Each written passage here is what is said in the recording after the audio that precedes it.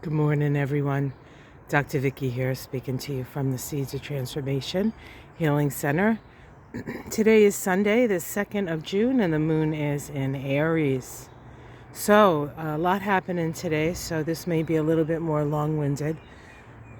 For the specific charts, if you want to see the charts, if you want to see the Sabian symbols associated with those charts, and the cycles that these things happening today are part of, you can check out my astrology of the first week of June 1st, I think, to June 8th or June 9th. And that video is time-stamped, so you just have to look for the aspect that you're interested in, and you can go right to that aspect so you can refer back to the video without having to watch the entire video. Hopefully that's helpful for those of you who are more curious about what's going on. I also want to thank you for your props, I guess, on our Mystic Sisters Almost Live thing we had on my channel. We tried to do a live, but we have a few more bugs to figure out on that one. But thank you for all your support on that. Own it, and I really appreciate it. So, let's get to what's going on today. First of all, first and foremost, Mars, the planet of action, in Aries, a sign that it rules, powerfully placed, often a little bit too quick on the trigger with that Mars in Aries. Remember, the North Node is in Aries. So we're all being asked to sort of go by our instincts here and take action for our best ideas, or our best consideration, right? Not necessarily for the best of somebody who is not us, like a candidate, right? Perhaps. But okay, let's go. Mars is making a conjunction to Eris, the goddess of discord. Eris is an interesting energy because it's a new planet. Really, it's a dwarf planet. It's in the same category as Ceres and Pluto. Actually, it's found in the Kuiper belt, which is where we found Pluto. And many of the trans-Neptunian objects and planets and the like that we're finding and giving name to. Eris as the goddess of discord. First of all, hates elitism. Thinks that those people in charge are kind of foolish, even though they think they're important. And has a way of bringing all that up. She's also rebellious. She was discovered in the early 2000s during the little Bush administration, George W. If we remember what the beginning of the 2000s were like with him, thick-headed and right and so totally wrong. Sound familiar? Anyway, she came up to our consciousness at that time, initially called Xena, which I preferred. But her name was changed because they said planet should not be named after a television show, Xena Warrior Princess, which I thought was ridiculous because it's all coming from the same place, right? Imagination, the stars, it's all connected, especially when it's connected to Neptune, right? Those trans-Neptunians. But anyway, they conjoin today. So it is a day where things could get out of hand. It is a rebellious energy. So be careful out there. Please, everyone, be careful. So that's the first thing that's happening. We also have a bigger, a longer cycle, synodic cycle, coming to a point of expression. And this would be self-expression. We have a trine between Jupiter and Jupiter. Let me have another sip of coffee. Hold on. Yeah, good. Pluto, Jupiter and Pluto are making a waxing trine. Waxing trines are self-expressive. It's a flow of energy. Now, of course, Pluto is in Aquarius now, and powerfully placed in Aquarius, right? Pluto, wherever Pluto is, there's power. Aquarius is power to the people, okay? It can also be power to the technology. But Aquarius really is the sign of humanity. And humanity is finding her voice, his voice, their voice. And with a trine to Pluto,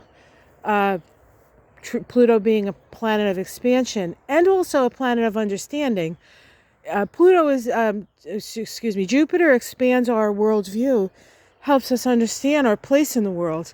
And all of that is in a trine today, so we can expect some pretty interesting, creative, and transformational energies sort of sweeping across the planet. And this is part of a synodic cycle that began in 2020. Whoa, remember 2020? Woohoo! We had 3 conjunctions of Pluto and Jupiter. These cycles are about 13 years long. So every 13 years we have a conjunction between these 2 planets. But still, that's like a decade and a few years, right? So it's significant. This time, the last time they conjunct in 2020, they did 3 times in the sign of Capricorn. In fact, in the same degree, one of the conjunctions are the same degree as the Saturn-Pluto conjunction, which only happens every 30 to 40 something years, depending on the speed of Pluto and how fast Pluto goes through the sign. So this is a very peak time, a lot of things sort of coming together all at once. And then lastly, we have a little shorter cycle with Mercury making a sextile to Uranus. Is it Uranus? Hold on. Neptune. Mercury making a sextile to Neptune. Mercury is at the last degree of Taurus. Neptune's at the last degree of Pisces. Neptune does not go into the next sign until next year. So it remains in Pisces. It's been sitting there in that last degree for quite a while. And, the end of the end of the end, Pisces, right? So there are things coming up now where we're like, I can't believe we're still doing this. I can't believe this is still happening. Haven't we learned anything from history? What are you, crazy? The people who were abused are now becoming the abusers. It doesn't make any sense, right? But it's not so much about who's doing it. It has to do with the fact that it has been done in the past, and we're here to review and say, does this work for us anymore? And of course, I know what your answer is because I know what my answer is. So this is a pretty intense time on the planet. What you can do is you can attend to your stuff first and foremost, because we have to, what do they say? Put the oxygen mask on yourself first before you help the person next to you. But it does require you to put your oxygen mask on, and then it does require you to help those who need help. Okay? So don't spend all the time putting on your oxygen. Put that oxygen mask on real quick. And then you'll have time to help people. All right. Oh, the roses are coming out. Little yellow roses. My Gretchen rose here. And there's Angelina's rose. And Boo's rose is growing. All right, we got some new plants up today I want to share with you. Now that the astrology is in the rearview mirror, hopefully that was informative for you. But yesterday, Michael's like, he's like, I see another flower. We have like contests, like what flowers are coming up. Here we have some more of these. Of course, these are lovely. These were in the yard for when we bought the house, so they're kind of indigenous, I guess. There's the hydrangea starting to bloom. We're gonna the wisteria is done here, so we're just gonna tidy that up a little bit so we can see the hydrangeas a little better and they get a little more sun, so they can get their flowers. But hopefully they're down back here and nobody ate them. But hold on a second, I gotta watch myself. Ugh. And a little stairway there that isn't the best. All right, this is the back. I take you back here sometimes. It's been a wet spring, so things are really wet around here. Okay, there we go. Some yellow flag irises. Beautiful, right? These were the first flowers that my husband ever gave me. These are probably from when he gave them to me because we took them with us. We planted them in the garden where we were living, and then we took them with us. These are all over Ireland. This time is my favorite time. And it reminds me, and our yard reminds me a little bit of Ireland, yeah? Green, how beautiful and quiet. Quiet back here. And our little lounging lady here. We're thinking of trying to maybe see if we can cut some of this.